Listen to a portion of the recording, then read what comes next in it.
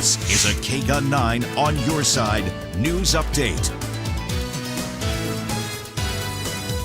Okay, well, it's officially monsoon, but we don't often see much activity until maybe the 4th of July. That's according to the National Weather Service. Well, this year could be a bit different. 9 on Your Side's Veronica Acosta has more on why forecasters and meteorologists are saying we might have to wait a little bit longer for some of those storms.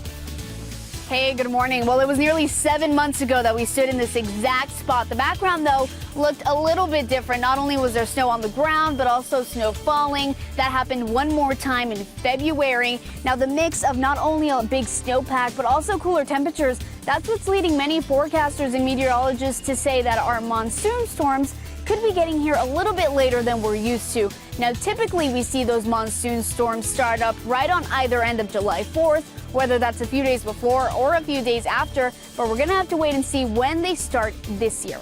Reporting from the base of Mount Lemmon, Veronica Acosta, KGUN9 On Your Side.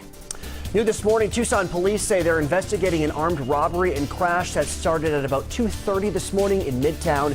TPD says two people went into the Nico's Mexican food restaurant, showed their weapons, and then took off in a vehicle. Nobody was hurt. Officers say somebody called in about a suspicious vehicle in that area that crashed into a home just north of Glen and Euclid. The two suspects took off running. One of them is now in custody. A pedestrian got hit by a car near Speedway in Maine. Tucson police say the person hit by the car was taken to the hospital with life-threatening injuries.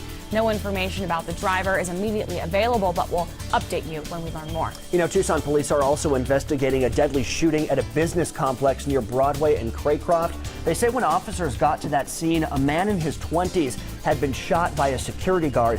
When they went inside the building's lobby, they found the man who died at the scene. Detectives learned he was looking for his ex-girlfriend when security guards approached him and a fight broke out. That's when the man was shot, and a guard was also shot in his boot. He is okay. Well, it's been nearly a month since a jury found a Tucson treatment facility liable for the death of a patient back in 2014.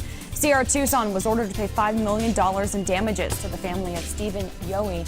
The 20-year-old died 4 days after he was checked in. Stephen's mom sued the facility over her son's death, and a jury found that facility was responsible.